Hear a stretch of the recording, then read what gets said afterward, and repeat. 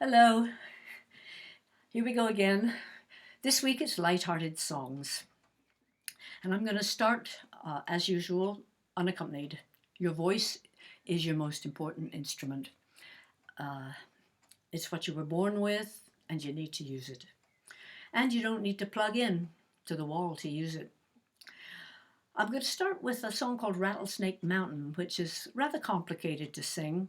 It's one of those test pieces that they give to singers to see how they articulate and how their memory works. And I should say now that I never sing from texts. I sing from my head. All my songs are just, they're up there.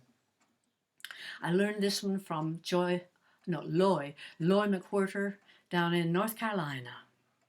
And hello, Loy, if you're watching. I've changed a few of the words. Rattlesnake Mountain. On Rattlesnake Mountain I did D-Y dwell, and I've got a D-Y story I'm gonna T-Y tell. Come a roo. A nice young me-why man in the month of me-why May went out to the fee-why field for to mow his he-why hay. Come a roo. He had not a me-why mowed around the fee-why field when a rattlesnake-why snake come and bit him on the he-why heel. Come a roo. He jumped up a he-why high and looked all a ree-why round and closed his e-why eyes and fell to the g-why ground. Come a roo.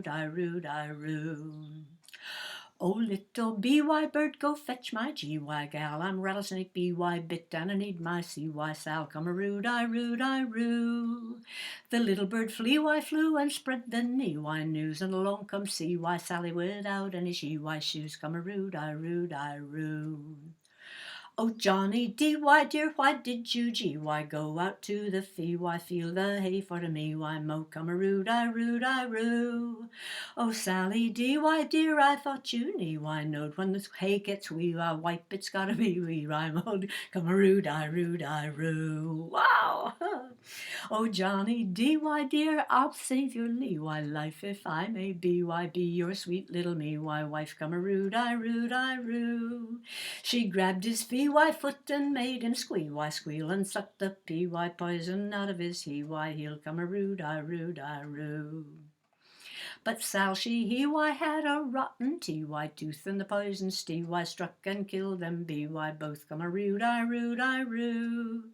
When the neighbors he-why heard this dreadful knee-why news, they cried and pee-why prayed and drank some b-why booze. Come a roo. So all young Lee-why lovers a warning T-Y take from Sally B-Y Blair and Johnny B-Y Blake. Come a roo. When you're in Lee-why love, don't ever P-Y pass among high P-Y patches of high G-Y grass. Come a roo. Yes, all young Lee-why lovers a warning T-Y take. Don't ever get B-Y bit by a rattlesnake. Why snake come a roo. When a rattlesnake B-Y bites, it hurts like an E-Y knife. When true love B-Y bites, you're bit for the rest of your life. Come a roo.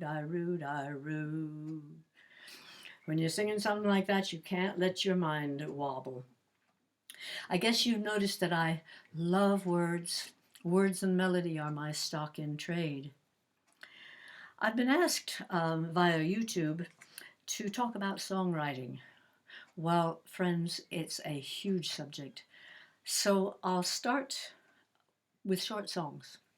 Short songs are hard to write. Every single word has to be carefully fitted, like short poems. Of course, songs are just poems with a melody. Shortest poem I know is called Fleas, F-L-E-A-S, and it goes like this. Adam had 'em. Can't put a melody to that. But a tip, use someone else's tune, steal at the beginning if you're insecure. Take someone else's tune and put new words. Or take someone else's word idea and put a new tune. Begin gradually. Shortest song I know is Daddy shot a bear, shot him through the keyhole and never touched a hair. Well, that's a complete song. You can do that. When I was 6, those rhyming couplets, like Daddy shot a bear, I was fascinated by them. And I remember a song that I learned that I think was a prison song, but the main reason I loved it was because it mentioned cooties and bedbugs, lice and bedbugs. Went like this. I woke up one morning and looked upon the wall. The cooties and the bedbugs were having a game of ball. The score was 6-0. The bedbugs were ahead. The cooties hit a homer and knocked me out of bed. Said, get up, you lazy man. Get up, you lazy sinner. We use the sheets for tablecloths. It's almost time for dinner. After that, you only need to write another verse or another couple of lines. Now, I'm only going to be playing the piano today. It was my first instrument. I learned it when I was 6. And generally, when I'm playing and singing, I play very simply so that you can listen to the words. This is a song called The Frozen Lager. It would probably be said these days that it's not PC. It sounds as if there's a bit of domestic violence in it, but in actual fact, it's just exaggerated affection. I know that's a very touchy subject all around, but remember this song was made up in the 1800s. Frozen Lager. Kyoji, for those of you who want to join in.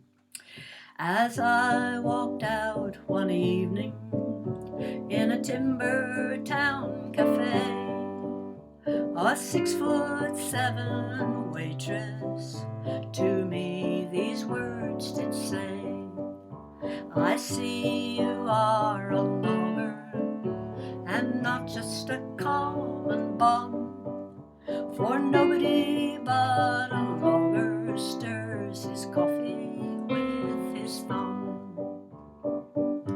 My lover was a logger, there's none like him today. If you'd pour whiskey on it, he would eat a bale of hay. He never shaved a whisker from off of his horny hide. He just drive them in with a hammer and bite them off inside. My lover came to see me on a cold December day. He held me in a fond embrace which broke 3 vertebrae. He kissed me when we parted so hard that he broke my jaw. I could not speak to tell him he'd forgot his mackinaw. I watched my lover leaving, sauntering through the snow, whistling gaily homeward at 48 below. The weather, it tried to freeze him, it tried its level best. At 100 degrees below zero, he buttoned up his vest. It froze clear down to China, it froze to the stars above. At 1,000 degrees below zero, it froze my lover love.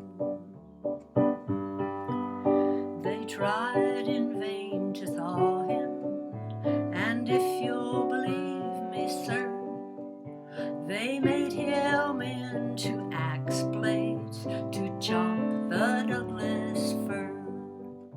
And so I lost my lover, and to this cafe I come, and here I wait till someone stirs his coffee with his thumb. Zany, yes, in an old-fashioned way. For pure being nutty, going off the wall, I choose Peter and Lou Berryman, Berryman, who live out in Madison, Wisconsin, the home of beer, cheese, and snow, I do believe. So this is their song, Do You Believe in Me? Do you believe in me? Nope. That's not quite right. Do you think Santa Claus on a long November night, when Rudolph cracks a book and the elves are breaking down with a bottle of bourbon open on the toy line, do you think he calls me up? Not when the chance is slim that I believe in him. No, he'll call Christmas freaks with 10-foot plastic trees and one big statuette, floodlit and turning slowly, shimmering like a red potato pancake of Santa Claus himself. That's who he'll ask with glee, do you believe in me? And old Count Dracula on those long summer eves, when twilight lingers on and the man has shared the day with a Rubbermaid array of underbed bins, do you think he leaps at me, upset 'cause I insist that he does not exist? No, he'll jump vampire fans who never dangle arms too far beside their beds, who nightly wake up screaming, fumbling with a hammer and a tent stake. Since they believe in him, he'll suck their scapula to prove he's Dracula. And that poor tooth fairy, when she's all out of dimes and her truck's full of teeth, and she hears 9 more children wiggling on their molars in the suburbs, do you think she picks that time to ask why I prefer to not believe in her? No, she'll call 5-year-olds who hoard their baby teeth like little traveler's checks that they put underneath their pillow, then whisper with a new lisp, "Tooth fairy, please come soon." That's who she'll ask, you see, do you believe in me? So when your boss is mean and your begonia dies and your best friend buys guns and your new sofa comes off and litters about a mile of the motorway, you should not choose that time to have your mama praise the way you live these days. No, you should march right in and call yours truly up, who hangs on every word, who will go oh dear, certainly and of course not, enthusiastically. So soon as this line is free, go make a call to me. Yes, soon as this line is free, as soon as this line is free, go make a call to me. Madison, beer, cheese, and snow. I'm Peter Berryman and Lou Berryman. I promised last week a couple of political songs. These are short, both of them. The first is called Deterrence Lullaby, and it's by Bob Bosson, who lives in Canada. I've decided just this moment to accompany this. I've never accompanied it before. Try C. C's easy. Hush now, little baby, Sandman's drawing near. Nobody gonna harm you, Dad will be right here. And Daddy's got a 38, he's got an M16, he's got a 12-gauge shotgun and a Thompson submachine, a Magnum and a Mauser and a stash of TNT. Nobody's gonna harm you. Hush now, go to sleep. Very different from singing it unaccompanied, believe me. And the last little piece is about someone we'd all like to forget about, but it's rather difficult. I made it up to an already existing format and tune. It's an English children's scatological song. Donald's in the White House with his bunch of tricks. Donald's in the White House with his bunch of pretty dire wheeler dealers at his beck and call.